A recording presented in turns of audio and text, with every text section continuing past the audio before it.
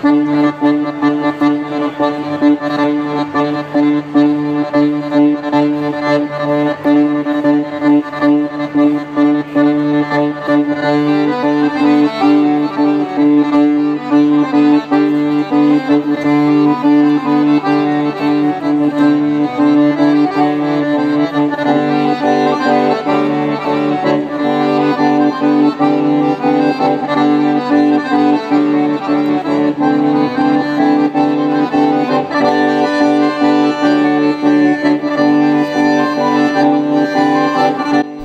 the early 50s, we had a television, and I saw an accordion player on television and begged my dad to buy me one.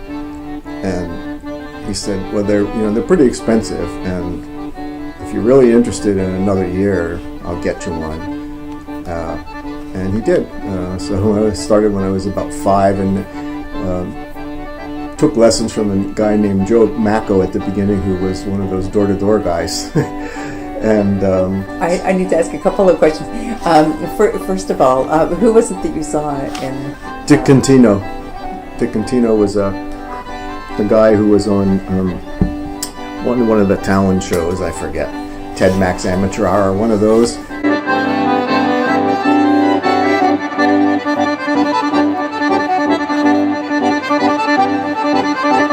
It's really hard for anyone to imagine who didn't grow up at that time how popular the accordion was.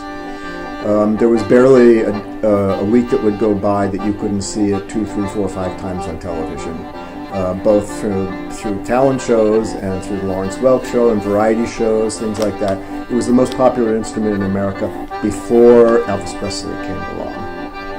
And then when Elvis Presley came along, the accordion sales started to tank.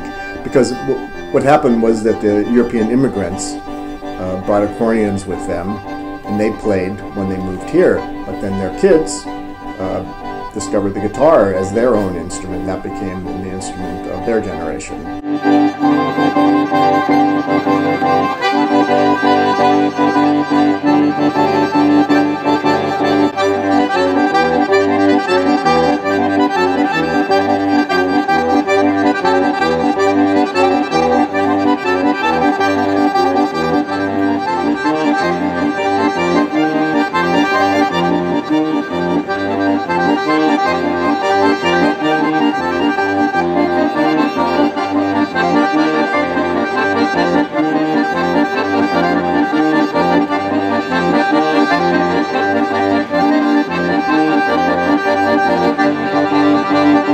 I created some tunes for my band in the style of tunes of the day. I wrote a couple of twists, I wrote some cha-chas, but I didn't really know what composing was. I just used to call it making stuff up.